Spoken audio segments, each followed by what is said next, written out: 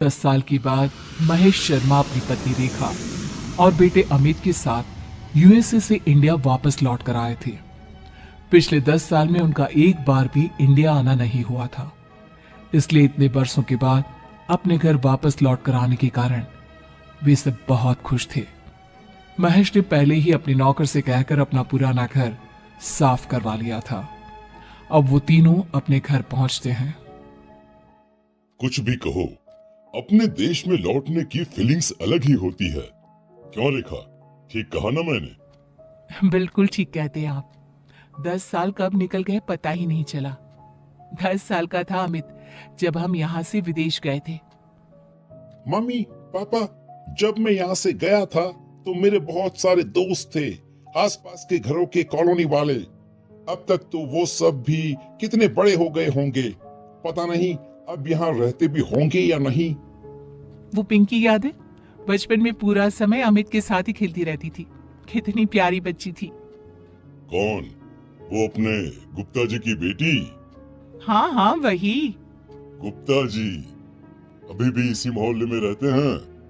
देख लेना, हमारे आने की खबर सुनकर दौड़ कर चले आएंगे।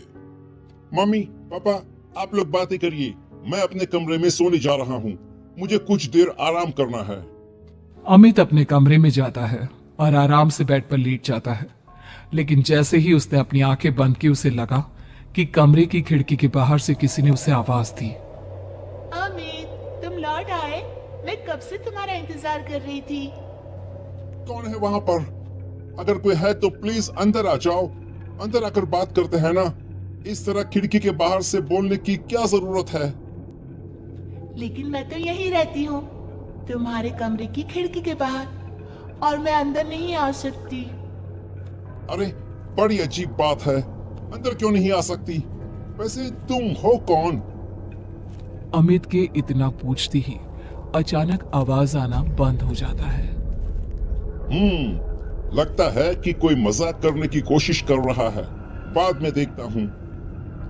अब अमित एक बार फिर अपनी आंखें बंद करके सोने की कोशिश करता है, लेकिन इस बार जैसे ही वो आंखें बंद कर सोने के लिए दूसरी तरफ करवट पलटता है तो उसे एक छोटी बच्ची बाजू के बेड पर लेटी दिखती है, जिसे देखकर वो घबरा कर उठ जाता है। कौन है?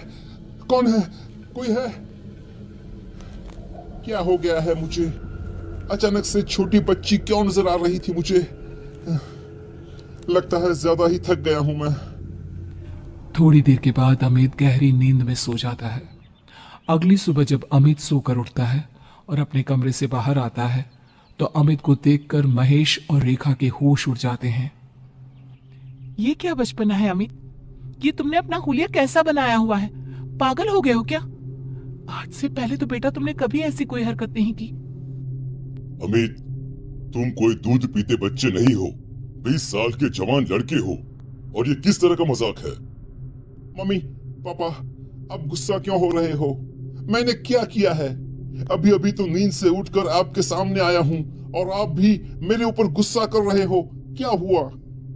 रेखा अपनी जगह से उठती है और एक छोटा सा आईना लाकर अमित की आंखों के सामने लगाती है। ये देखो, तुमने अपने सर पर रंग बिरंगी रबड़ लगाकर 2 चुटिया बनाई हुई है और हेयर बैंड लगाया हुआ है और आंखों में काजल। पागल हो गए हो क्या? तुम्हारी तबीयत तो ठीक है ना? अमित ने घबराकर अपने बालों से वो रबर बैंड निकाल दिया, हेयर बैंड भी फेंक दिया। मम्मी पापा, मैं सच कह रहा हूँ, मुझे इसके बारे में कुछ भी नहीं पता। यह सब किसने किया है? आप बताइए, क्या मेरा बचपन का कोई दोस्त आया था जिसने नींद में मेरे साथ ये सब किया हो? ऐसा कुछ नहीं हुआ अमित, अभी तो सुबह हुई है। कोई नहीं आया था बेटा, हम सच कह रहे हैं। किसी ने तुम्हारे साथ मजाक नहीं किया है, लेकिन तुमने ऐसा क्यों किया, तुम बताओगे? अरे मैंने कुछ नहीं किया, मैं सच कह रहा हूँ। और अभी मैं नहाने जा रहा हूँ, पता नहीं क्या हो रहा है मेरे साथ। कुछ देर के बाद अमित अपने कमरे से तैयार होकर आता है और कॉलोनी में घूमने के लिए घर से बाहर निकलता है। थोड़ा आगे चलने पर उसकी नजर अपने घर के पड़ोस वाले घर पर पड़ती है, जहां पर अब सन्नाटा था। ये देखकर अमित ने वहां से गुजर रहे एक आदमी से पूछा, 1 मिनट भैया, सुनिए, क्या इस घर में अब कोई नहीं रहता क्या? हाँ बेटा, हम भी यहाँ पर 5 साल पहले ही आए हैं। तभी से इसे खाली ही देखा है। सुना है कि यहाँ रहने वाले लोग अचानक ही एक दिन घर छोड़कर चले गए। उनके बारे में इस कॉलोनी के लोगों को जरा अजीब अजीब बातें करते हुए देखा है। अजीब अजीब बातें मतलब क्या? बेटा, किसी से कहना मत। वो क्या है ना, मोहल्ले की बात है। लोगों को पता चला तो बिना बात की बातें बनाएंगे। हाँ हाँ, मैं किसी से कुछ नहीं कहने वाला, लेकिन अब बताइए तो सही, प्लीज। बेटा, सुना है इस घर में किसी की आत्मा का वास है। कई लोगों ने इस खाली घर से कभी कभी किसी की रोने की आवाज सुनी है। अब सच्चाई क्या है वो तो भगवान ही जाने। ओह, तो ये बात है। वैसे लोगों का क्या है, कुछ भी बातें बनाते हैं। पता नहीं कौन कौन सी अंधविश्वास भरी बातों में विश्वास रखते हैं लोग। थैंक यू भैया, थैंक यू। बताने के लिए आपका बहुत बहुत शुक्रिया। पूरा दिन शहर में घूमने के बाद अमित जब शाम को अपने घर पहुंचा तो खाना खाने के बाद सीधा अपने कमरे में चला गया। थोड़ी देर के बाद रेखा और महेश ने अमित को बाहर बुलाया, लेकिन अमित इस बार जैसे ही अपने कमरे से बाहर निकला तो रेखा के पैरों तले जमीन खिसक गई। उसने चिल्लाकर अपने बेटे अमित से पूछा, ये क्या बेहुदा मजाक है अमित? तुमने अपना हुलिया इस तरह से क्यों बिगाड़ा हुआ है? और ये गुलाबी फ्रॉक पहनने का क्या मतलब है? लगता है हमारे बेटे को कोई दिमागी परेशानी हो गई है। किसी ने इसके ऊपर कुछ कर दिया है रेखा। हमें इसे डॉक्टर के पास ले जाना चाहिए। अरे लेकिन अभी अभी बाजार से आया, तब तो बिल्कुल ठीक था, और इतनी सी देर में मेरे बच्चे को क्या हो गया? अमित एक छोटे बच्चे की तरह ताली बजा बजा कर हंसने लगता है और छोटे बच्चे की तरह ही बात करता है। मम्मा मम्मा, मुझे फ्रॉक पहनना बहुत अच्छा लगता है। आप मेरी 2 चोटी बना लो ना, और इस पे ना पिंक वाली रबड़ लगाना। बस करो अमित, बस। तुम क्या कर रहे हो? इस तरह का मजाक मत करो अपने मम्मी पापा के साथ। अरे अंकल, मैंने कहा मजाक किया, और वैसे भी मेरा नाम अमित नहीं, मेरा नाम तो चिंकी है, चिंकी। चिंकी का नाम सुनते ही रेखा और महेश पूरी तरह से घबरा गए। उन्हें विश्वास नहीं हो रहा था कि उनका बेटा चिंकी का नाम लेकर उसकी तरह क्यों बिहेव कर रहा है, क्योंकि चिंकी की मौत हुए तो 10 साल से भी ज्यादा समय बीत चुका है। रेखा और महेश ने किसी तरह अमित को सुला दिया, लेकिन रात को अचानक अमित के कमरे से किसी की डरावनी आवाज आने लगी। लौट आई हूं मैं, लौट आई हूं, और अब यहीं रहूंगी तुम्हारे घर में, क्योंकि यहीं पर मेरी जिंदगी खत्म हो गई थी। तुम तो इतने जवान हो गए, लेकिन मैं तो छोटी सी रह गई ना। मैं चिंकी हूँ, मुझे फ्रॉक पहनना बहुत पसंद है। महेश और रेखा ने घबराकर अमित के कमरे का दरवाजा खोला तो वो दोनों हक्के पक्के रह गए। वहां एक 3 साल की बच्ची का साया पूरे कमरे में घूम रहा था। उसकी आवाज बिल्कुल अमित के जैसी थी और अमित की आवाज एक छोटी सी बच्ची के जैसी।